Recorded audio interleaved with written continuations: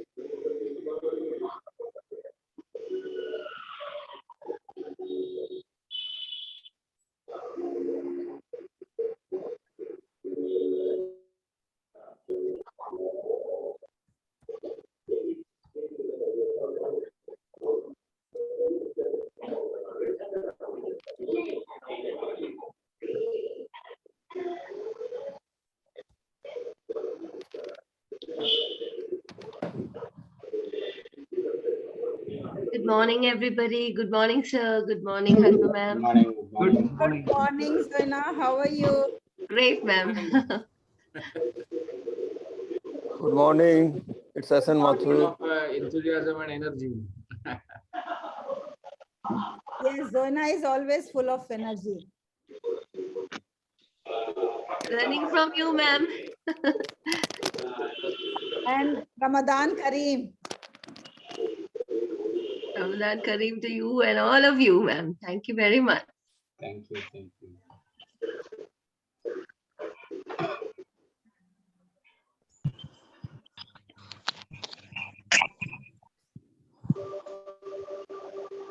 So today we have great personalities with us.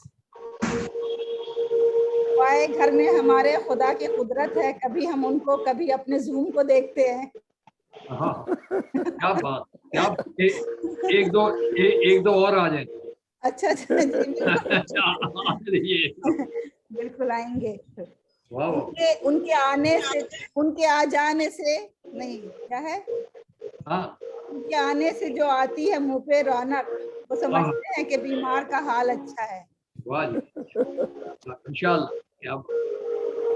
Nice.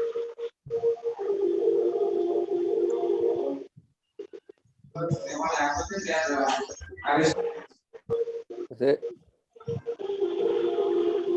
Dr. Mahesh sir, good morning. Mahesh ji, Dr. Mahesh, good morning. Oh, you are mute. You can unmute. Yes. Good morning, sir. You look like Britisher. Yeah.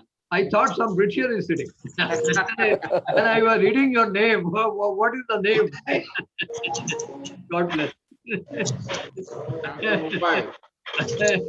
I was going through your name particularly. I said, what is his name?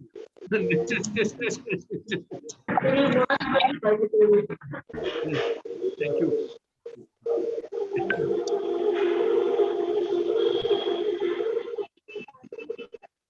Good morning, Halima ma'am. Good morning, Good everyone. morning. Good morning. How are you? I'm good. How are you, ma'am? Good. Good. So many people around. I'm so excited.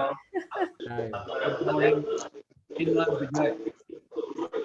Good morning. Good morning, everyone.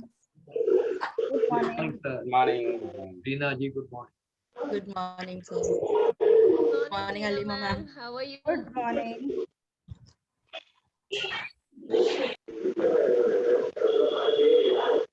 Good morning, Nishi. Where is Nishi? Good morning, Reena. Yes, ma'am. Good morning, ma'am. How are you? morning, everybody.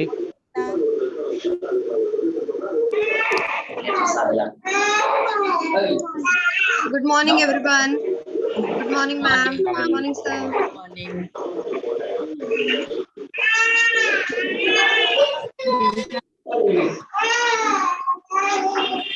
Priyanka, good morning. Principal ma'am के साथ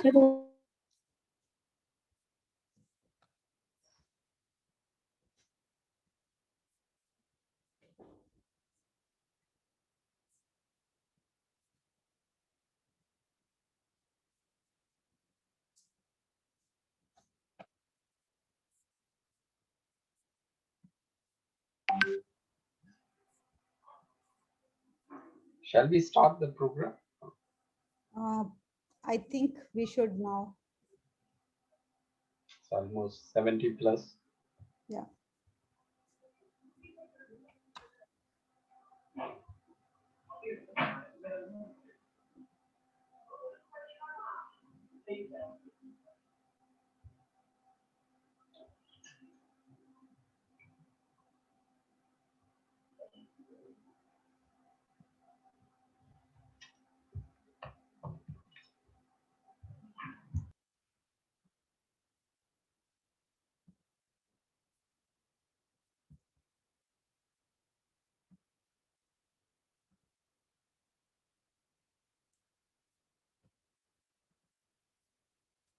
Good morning, ladies and gentlemen, boys and girls.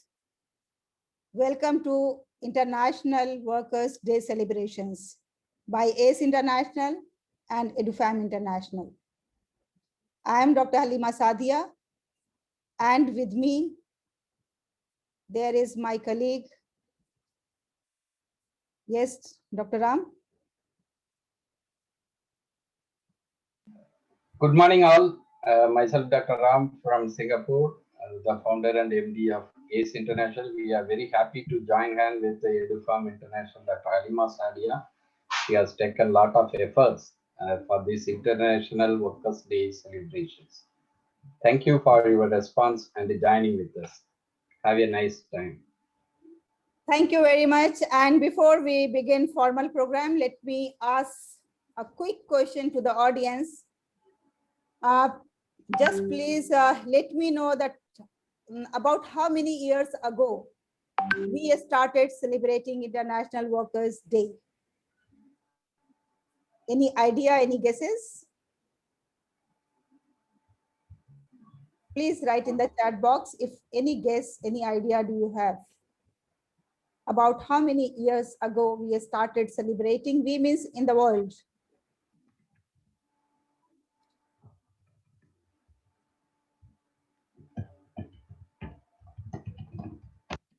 From 1923 in India. Yes, author Venkat, you are absolutely right, and you deserve a big round of applause.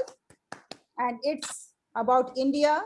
Now, Shoa has said 98 years. Shoa, you are close, but you are not exactly 1890. Zoina is saying 1923 in India is correct, absolutely correct. But I'm looking for the global answer. Globally, when we have started celebrating about how many years ago? 1888. Yes, about 200 years ago. So congratulations, Reddy ji. Thank you very much for wholeheartedly participation in this small quiz that we have just taken to warm up everyone. So my dear friends, today is a very auspicious day as we all are going to celebrate International Workers' Day. And it is beyond doubt that without workers, like we all are the workers, and without us, the world will stop. I'm going to briefly tell you about today's schedule. The program agenda for today is that registration and networking we have already done, or we are in the process of doing. We are doing 10 a.m. to 10:15 a.m. And then after that, a great personality, a renowned speaker, and a world-known trainer, Mr. Arun Subramanian, is going to present keynote address from 10:15 to 10:30. And then the vision speech will be delivered by Aloysius Ibega, who has joined us from Canada. That is going to be 10:30 to 10:45. And my colleague, Dr. B. Ramanathan, is going to highlight on taking the ownership responsibilities. And I am going to tell you some secrets of being in the golden cage. And after that, we have a very enriched panel discussion by 4 eminent speakers. Panel discussion is going to be on honor lies in honest toil, 11:05 to 11:25. And in this, Lieutenant General Anil Malik ji is going to be the moderator. Dr. Mahesh Abhyankar, who is a professional doctor, and Ms. Zoena and Advocate Firdaus Wani. They are going to be the panelists. And then after that, the most awaited moment is going to be there, awarding the influencers, the people who have made a difference in the society by their contributions and by their works. And then they will be getting the chance of accepting the awards, and notes of acceptance for 5 minutes each will be given to them so that we can listen to them what exactly they have done for the community or the society or the nation. And then, as I have mentioned before, that none of my program is complete without the sweet and cute and lovely performances by the students, because I am for them, they are for me. They are my lifeline. So at the end, we are going to have the performances by the students. Some of them are going to highlight the importance of Workers' Day, while some of them are going to disguise themselves as the professionals, and they are going to highlight the importance of different professions, at the same time showing their gratitude and thanks to the professions. So my dear ladies and gentlemen, I hope the whole program is clear. And it's very important for us to feel the pain of today's scenario. And without feeling the pain, we cannot, our no of the celebration is complete. So let me begin by paying a tribute to all those who lost their lives during this pandemic. May Almighty always give the peace and patience to their family members, and may their souls rest in peace. With this, I would like to have the honor of inviting our eminent guest of honor, Mr. Arun Subramaniam ji. Mr. Arun Subramaniam is a multifaceted individual, having more than 43 years of experience as a business leader and entrepreneur. With more than 202 decades as CEO in various national and multinational companies, as a senior management team member at several leading companies, he has built and managed organizations in the face of significant regulatory, technological, and industrial change. These experiences have given him a ringside view of the shifting paradigms in the business world and the strategies that need to be employed to address them effectively. Over the last 30 years, he has conducted over 90 management development workshops on team and teaming for high performance, creativity, design thinking and innovation, employee engagement, change management, strategic decision-making, negotiations, and conflict resolutions. Since 2020, he has been busy helping startups, entrepreneurs, and professionals overcome the created by the pandemic. Participate to Scientia is one such venture to create a knowledge platform that can help people transition into the new normal. With due regards and respect, and with lots of love from all of us and gratitude, I would like to invite Mr. Arun Subramaniam for his keynote address. I have attended his couple of the programs, and I found them so effective that I always keen to listen to him, his golden words, and his motivational speech. So now over to you, Mr. Arun Subramaniam ji. Namaskar. Respected Dr. Halima Saadia, Dr. Ram, members of the organizing committee, and the august audience assembled here. Thank you for inviting me to share my views on this occasion of May Day, the day of honor for international workers. Dr. Halima Saadia rightly started off with a prayer for the departed souls affected by the COVID. These are poignant times. The pandemic has hugely disrupted economic and social fabric of our society, without exception, across geographies. You know, when she started this with a prayer, I was reminded of a misfortune which entered our family just yesterday. I had the misfortune of visiting the crematorium to pay my respects to a dear elderly uncle. He was a COVID case. And what do I find when I go to the hospital? I found fear and not gloom everywhere. No one was willing to go near his body out of fear of contracting the COVID. We were all assembled there, but we had all disowned him. He lay there abandoned. A person whose affection and attention, much sought after in life, was orphaned by COVID and disowned by everyone who had assembled. Even though the body was cleaned and fully sealed to be removed, no one wanted to go near it lest they catch the COVID. We were all waiting, God knows for what. When suddenly a nurse approached us. And she asked some elderly person of the family as to what was happening, why we were all standing there. I don't know what transpired between them. She walked away from there and came with a ward boy.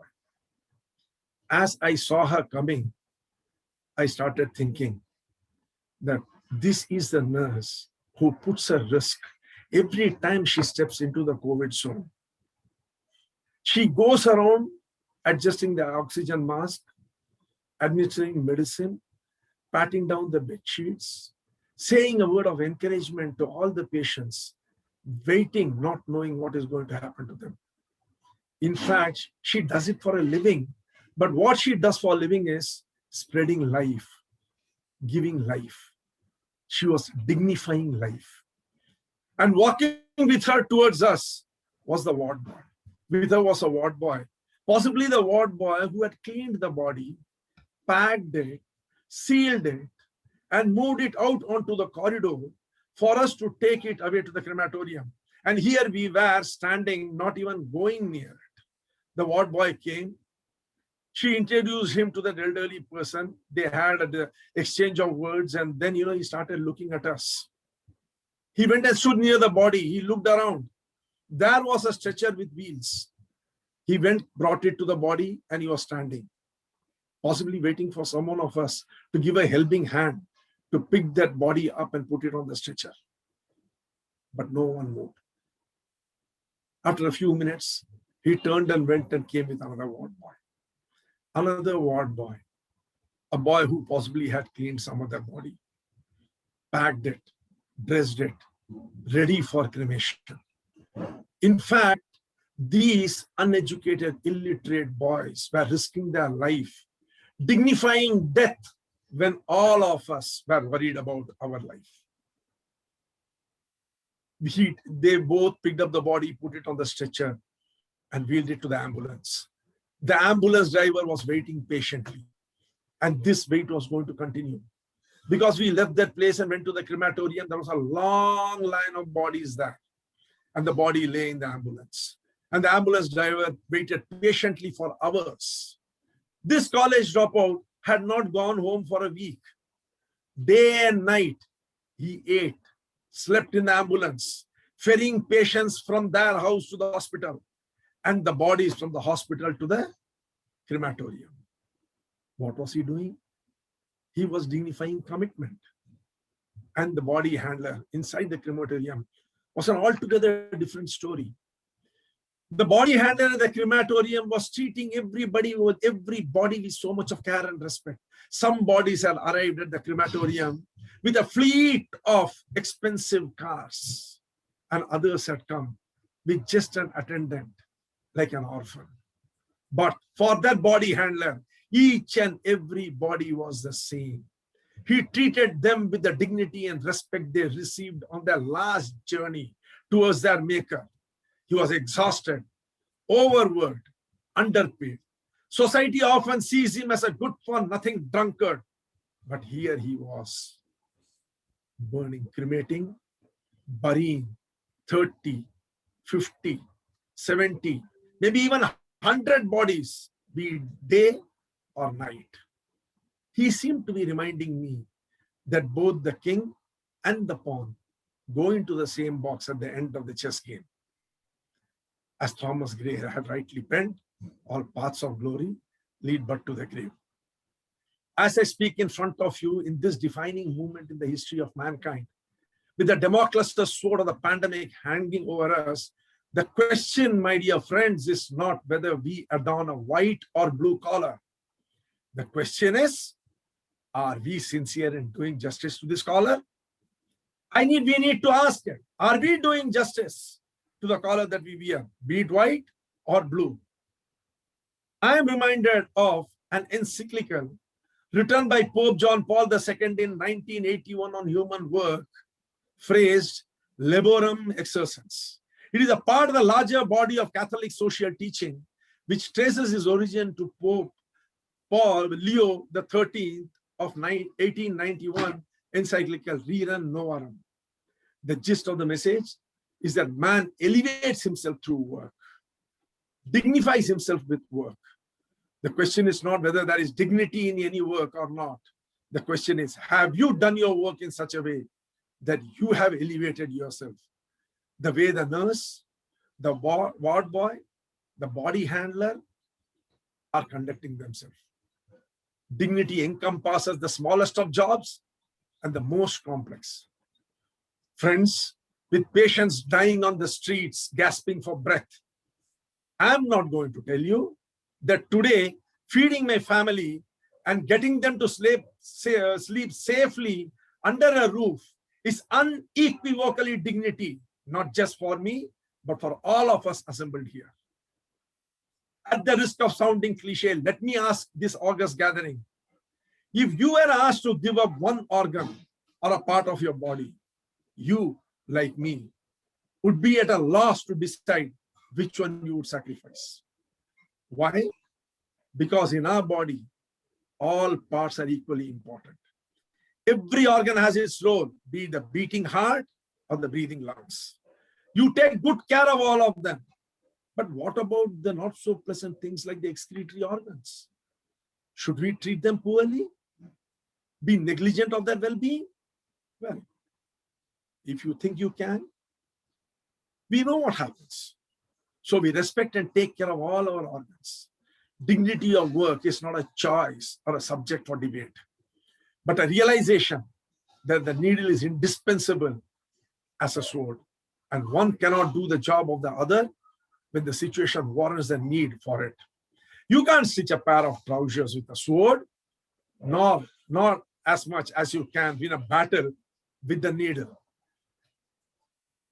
God has created everything with a purpose. The work he or she is doing is God's work. Abraham Lincoln, the famous US president, commented that if God did not want us to work, he would not have given us hands. It's only through toil and sweat that we can get things done. We would have no food if the farmers did not work hard in the sun and shower. We would have no houses under our roof, or a roof over our head if the construction workers had not carried heavy loads to erect the building. Life would soon be relegated to the dictionary if these nurses, ward boys, body handlers did not do their work so diligently. The question is, on whom falls the responsibility to teach people that all work is dignified and deserves respect? Is it only on May Day that we should discuss about the dignity of work? Is it upon the intelligentsia to spread the message that work is dignity? My dear friends, is the dignity, it is the responsibility of every parent to introduce the concept of dignity of work in their wards. And how should they be doing this? Start by teaching our children that we should not feel ashamed to perform minor tasks, helping a mother in the kitchen, dusting the house, buying groceries, helping your father by giving a spanner to him when he is repairing a motorcycle or a car or a cycle. All these are dignity of work. All these teach our wards dignity of work. Carrying the books for a teacher in the school, there is nothing indignity about it. Or helping your gardener plant a sapling in your garden, it is not below our dignity. We may have servants in our house, but lending us a helping hand to them also is not indignity. Trust me, God has given us an opportunity to contribute to this creative process with our work. Maybe that is the reason why Mahatma Gandhi has said, work is worship. There is no indignity in worship. Worship is the means and an end in itself. On this day, the 1st of May, meant for celebrating Labor Day, let us reaffirm our pledge to dignify every work for the simple reason that all work is God's work. Thank you for this opportunity, and may God bless us all and keep us safe from COVID. Thank you, friends. Thank you, Arunji, for your Oh, speechless. What to say after this? It was wonderful, wonderful. Really, it was mind-blowing. Thank you very much. Thank you. Yes, dear audience and my respected friends, you all will agree with me that each and every word spoken by Mr. Arun was from the heart, and that has reached to our hearts. And we are still in the hangover of the words, unable to continue and unable to speak further what to say on this. Thank you so much. Thank you very much, Mr. Arun.